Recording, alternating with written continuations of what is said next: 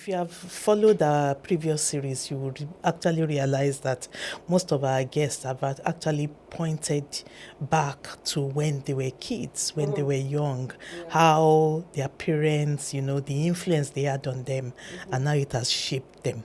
So what do you think about this? As in, do you have any story about that? Ada? I'm particularly very happy to be on this podcast, the journey, so to speak. Our parents are very instrumental to our well-being and to our destiny. Some of them are very apt in that they're intentional with developing skills or strategies to help the children. For me personally, it was a very good journey. When I was young, my parents took time to sort of like put us through drills in life. So sometimes on weekends, we have what we call, like karaoke's. You have debating, you have dancing, everybody will wear props, there will be clothes, you just wear things, makeup, and, so I felt that they were actually really doing that intentionally to help us with our self-esteem, confidence, and then they were also very apt in putting us in schools that, though they didn't have money, they were like, it's important that you go to one of the best schools. One of them, it wasn't abroad, but yeah, I'm always proud to say that I went to UCH. And each time, University of Ibadan, each time I come to Lagos or anywhere I go to, there's always that, oh, you went to this school, as if it's connected with quality, that you would have received it. And I take it back to my parents. We wrote a tribute recently for my dad, who will be burying next week. And the tribute is really very touching. All of them have to do with how they really took out time to help us to take up some skills. Some are politeness, some are things that you can open doors for you without you even knowing. Some are just paying attention to details. He was an extremely clean man, so I'm almost repeating my tribute. But like I said, I'm grateful for this platform, for immortalizing my father for what he did. Daddy, I'll miss you. I'm already missing you. Yeah, thank you, Ada, for touching on that. I know it's a bit emotional for you. This is something that happened recently, and I know you were very close to your father, and he was a great influence on your life.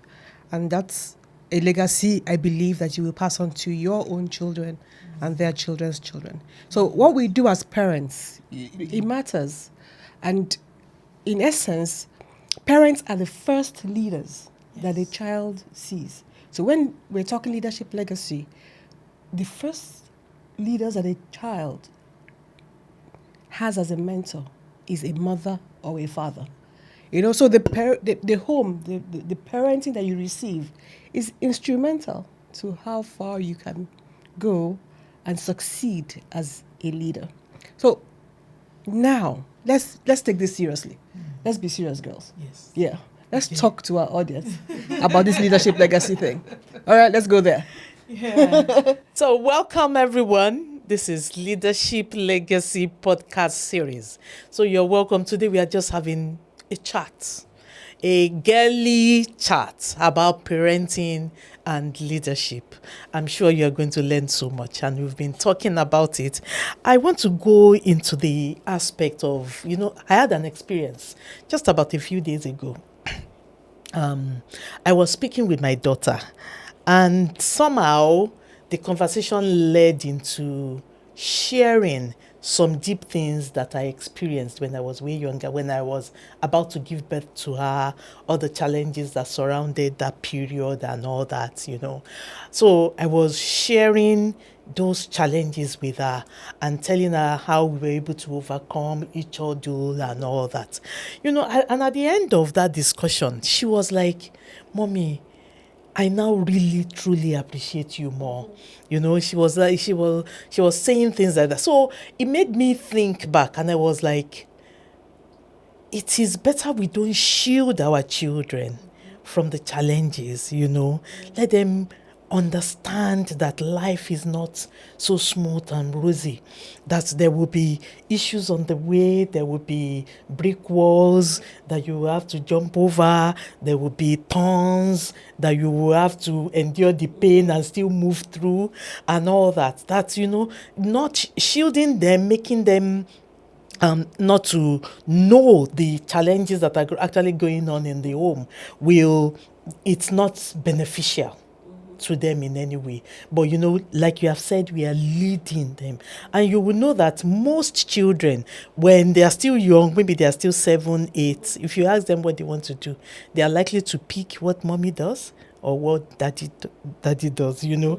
That's it, because you are the role model that they are seeing at that time. So when they are still young, they just want to be like you, be like the person they are seeing at that time. So I think it's a crucial aspect of parenting, sharing your journey, making them understand what is happening, what you've been through.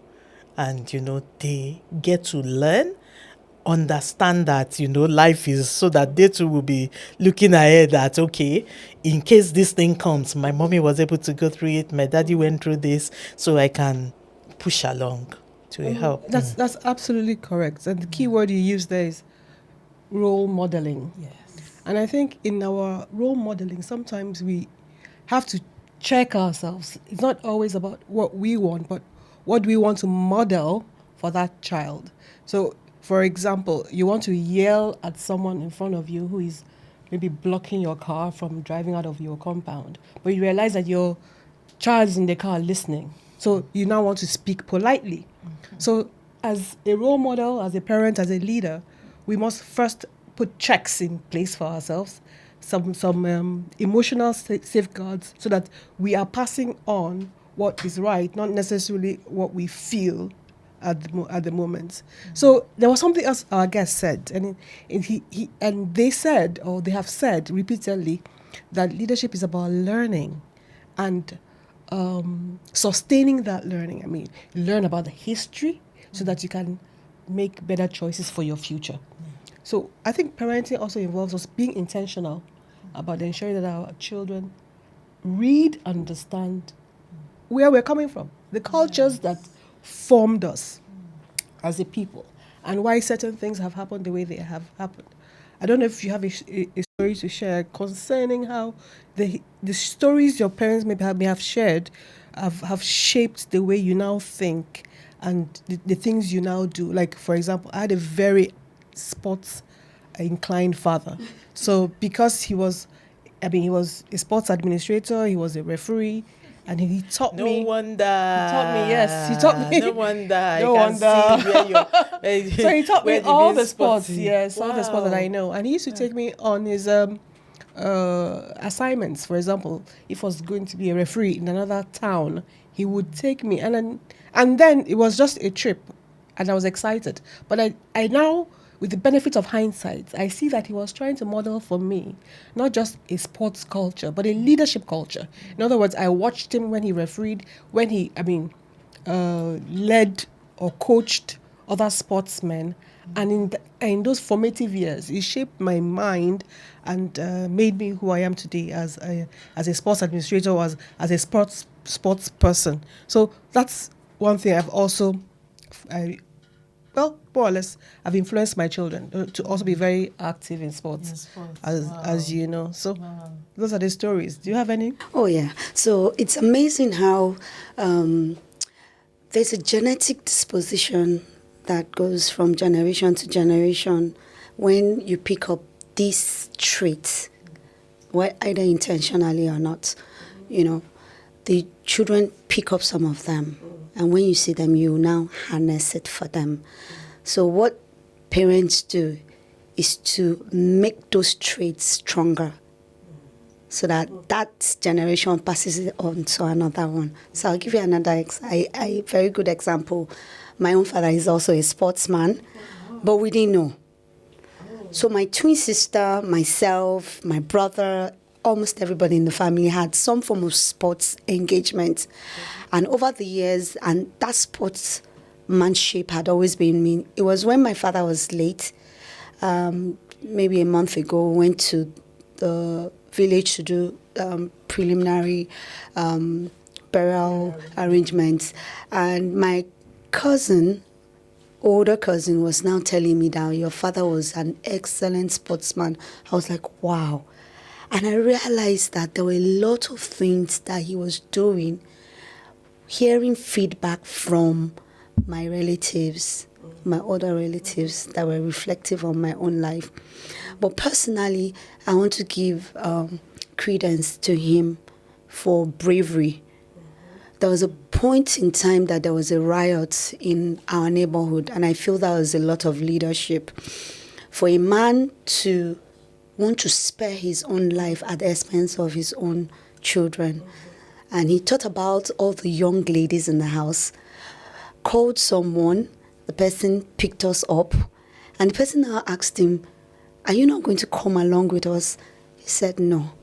He will watch over the house." And then we left. When the noise was quietened, we now came back to the house. And for me, that was creating a sense of safety and security in the house. And, he took it upon himself. And that's modeling for you, for any man that you want to marry. Those are some of the things you want to look out for. And, for me, that really stands out. Amazing. That's like the legacy our parents gave us are some of the things that we are carrying on today. I'm sure that wherever they are, for those of us who our parents have passed, they're looking down on us today, and they are proud that we have become very independent, achieving successful young women, maybe not so young anymore, but we've been able to do, to make them proud with the choices we've made. Yes. And our lives are a reflection of the discipline, of the investment that they made in us, and we are paying it forward. So I really think that parenting as in the context of leadership is very important, because we're influencing the next generation. Yes. We have a role to play in the kind of society that emerges from here, because as leaders in the home, we are going to raise a new generation of members of society who will go and impact. In fact, in some parts of the world, they will reward the homemakers, like if it's the man or the woman who chooses to stay home instead of going to the workplace, to stay home to raise their children, especially in their formative years, so that because they have a recognition that you are trying to produce quality members of society for us by staying home to really model and shape the minds of these children, Yeah. That's amazing. Yes, yeah. It's so interesting. What's your story from your parents? Yeah, okay. So I learned so much from my parents. My dad is still alive. He will be 90 in February. Oh, awesome. Yeah, so, also from my mom. There's so much, between the two of them, there's so much hard work. That I picked from them. And I just want to relate it to leadership is service, right? And it's huge when you dedicate yourself to ensure that, all the people around you, they get better, they grow. And for my own dad, it has been an extremely fantastic experience for him, I would say, because he was a principal of a school in Oyo State, Ijayi High School.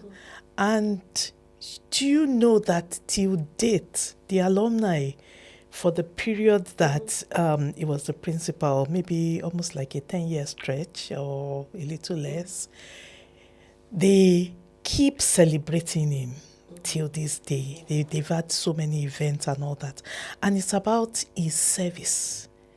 at that time. It was not so much of being a principal, but also ensuring, that he was particularly interested in each person's life, each person's development and all that. So it's a point that we need to ensure that we figure out. We need to make sure that every time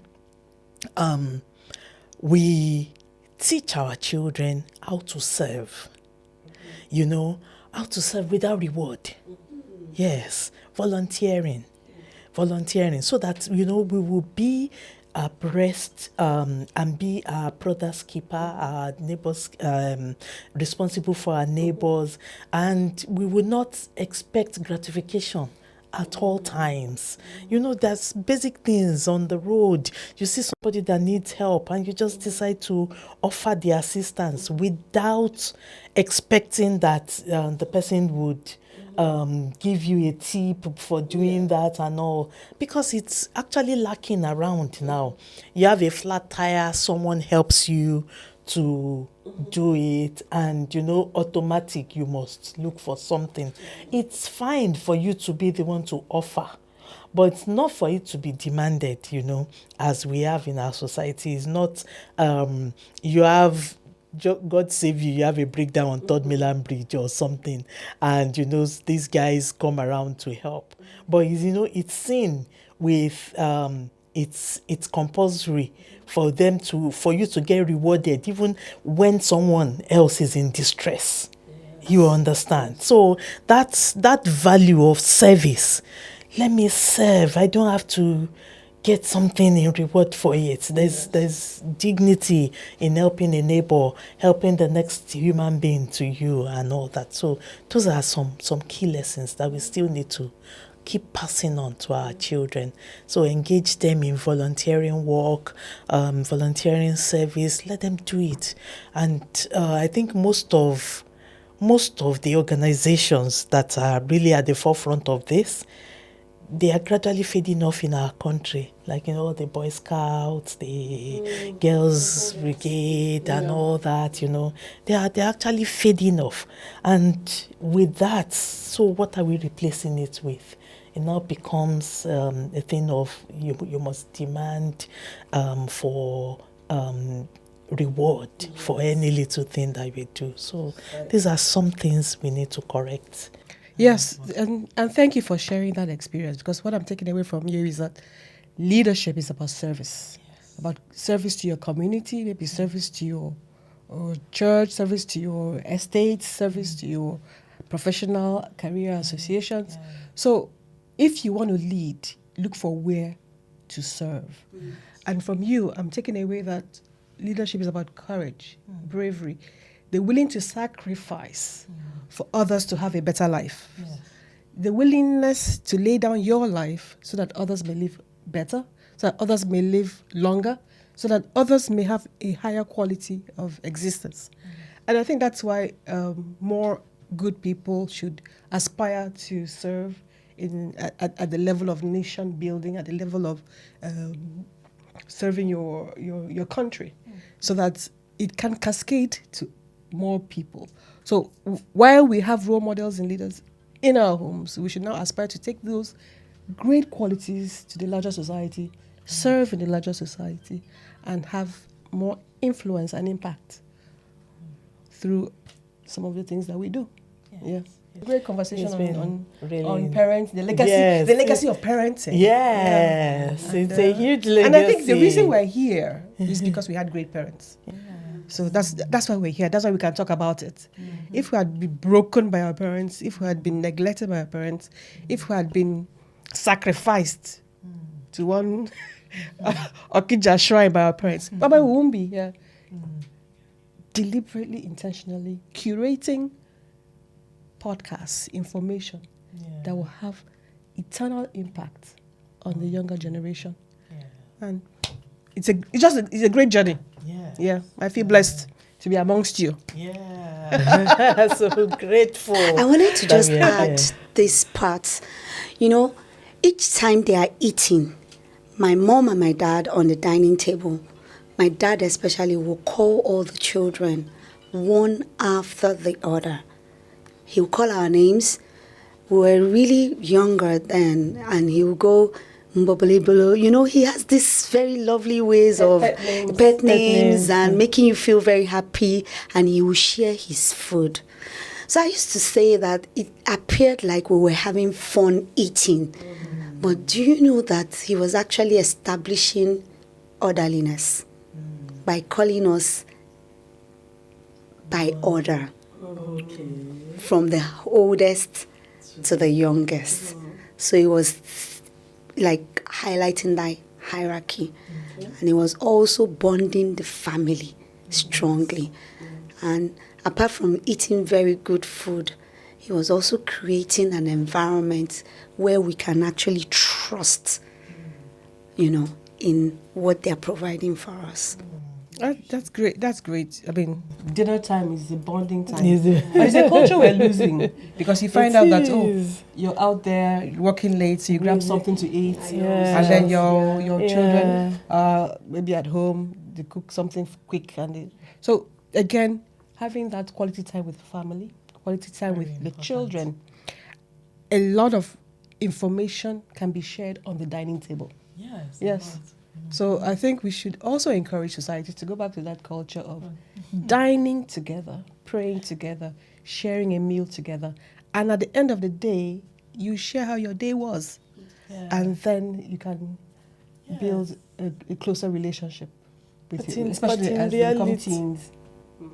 In reality, do we actually get home on time to have that dinner? In Lagos. In Lagos, So it's tough.